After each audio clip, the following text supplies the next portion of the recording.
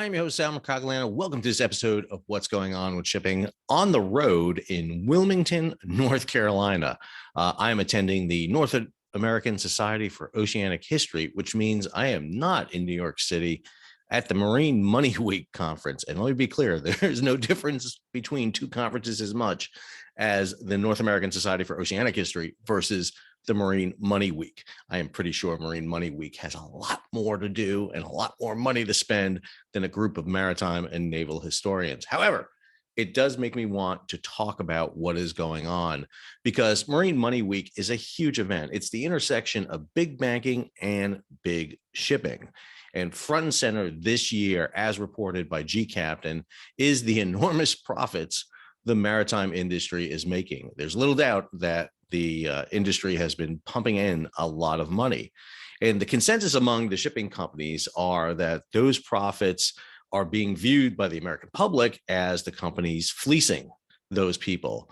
We saw President Biden just recently come out against the 9 large container companies, did a whole video on that.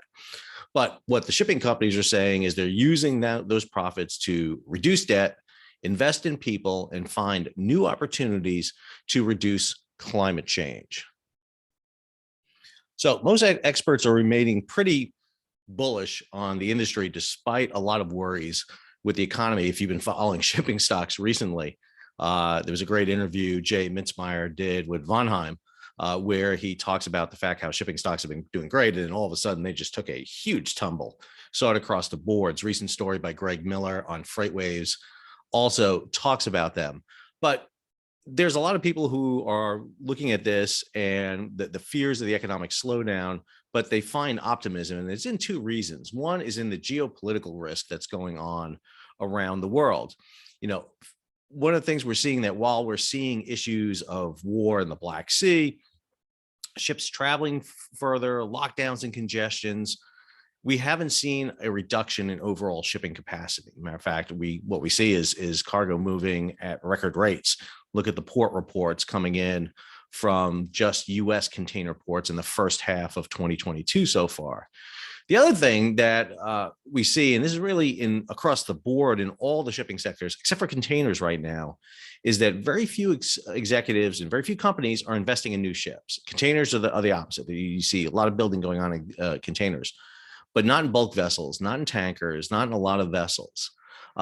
And what that means is that they're using that money to return to investors via dividends and stock buybacks. And this is an important aspect because what you need to do is right-size the fleet for the future. You can't just build a ship and it's available tomorrow. It's 2 to 3 years. And so you have to be prepared for that. And that's a big issue that's going across. In the G-Captain report, Adam Kent of Maritime Strategies International noted one important metric is looking forward in fleet size. And right now that's in the low single digits. The other concern that rocks the shipping industry is climate.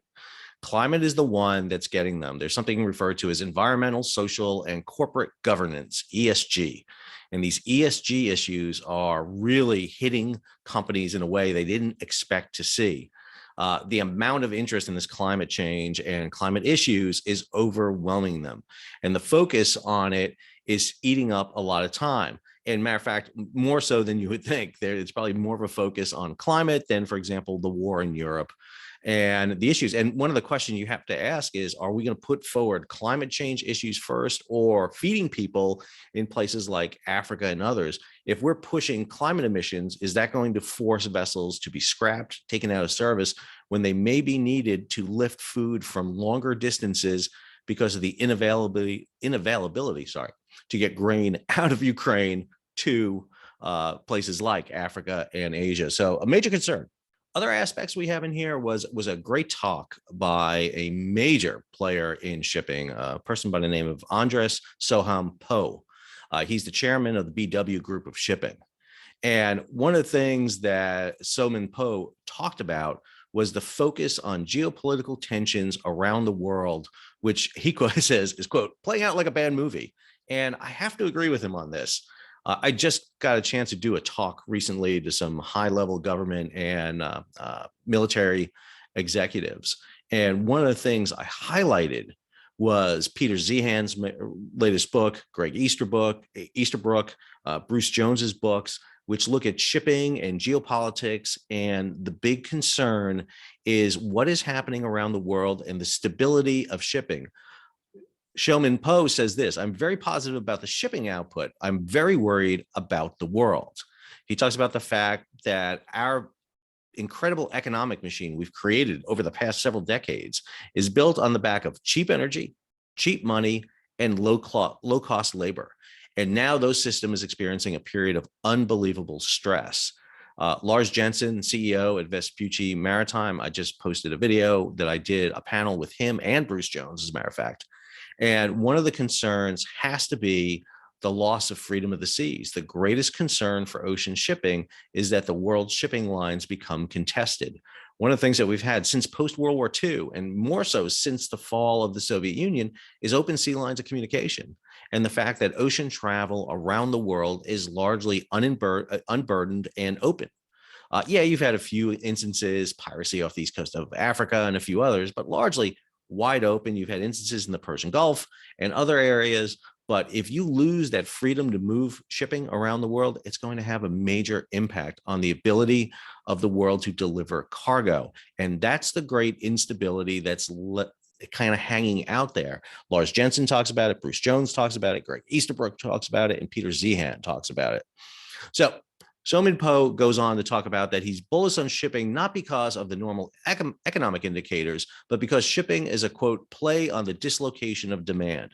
If something shakes supply, if we don't have enough of something and you need to move it to the other side of the planet, that's where shipping comes in. And that's true. If you think about it again, we have lowered shipping costs to a point where they're almost invisible in the transportation of goods. Even though container shipping across the Pacific isn't at $1,500 a box, but now somewhere around $7,500 to $9,000 a box. And at one point it was up to $25,000 a box for some spot rates, depending on the product. That's fairly invisible in the terms of cost and shipping. And more importantly, it's not just the cost, but the volume. Volume has increased dramatically. If you look at 1980, we shipped 4 billion tons of cargo across the world's oceans. You gotta go back to 1950, it was 500 million tons. So it increased 8-fold in 30 years.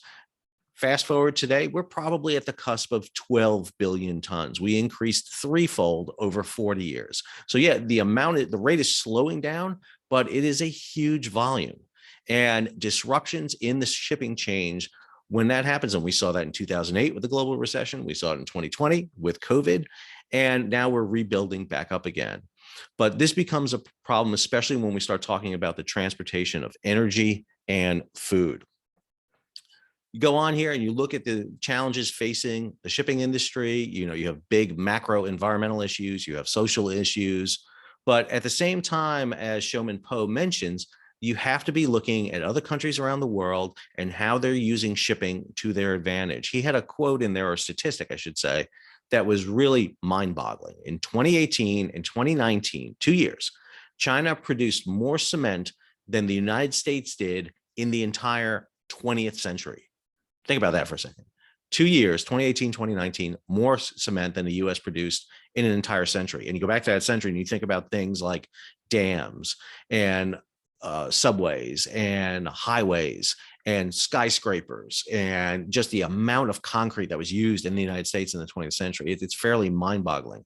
We are now consuming 4.5 billion tons of cement, and the same is for oil and nearly everything else. The largest growth sector in shipping is in the bulk industry. It takes up the largest percentage of those 12 billion tons of cargo that's moving around the world. We are literally picking up the earth and relocating it other places, whether it's ore, coal, oil, grain, you name it, we're moving it. You want clean energy, you want green energy, you need copper. You need a buttload of copper for those electrical wires. And we're physically moving the earth. China is a major importer. People tend to think China being the exporter, it imports like crazy, bulk and raw materials, but also finished components that go in. Your iPhone is not built in China. It's built around the world, assembled in China, then shipped to you. And that's what you need to remember about this. He goes on to talk about that he's very worried about the world in the next 3 years, but he's bullish on shipping and optimistic on humanity's 10 years out. Humanity is amazing at solving problems, he says. Shipping is going to be a fun and rewarding space this decade for those who enjoy solving big, important problems. And I think there's a lot of tension on shipping right now. And the fact that you're watching this channel shows that you have interest in this shipping. And then finally, one of the things, the other issue about shipping is really attracting new people into this industry.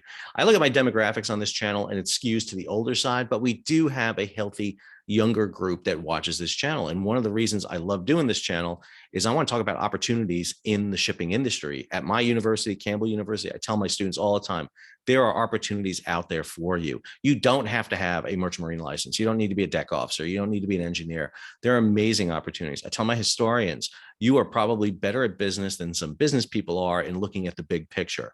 There are amazing opportunities in this.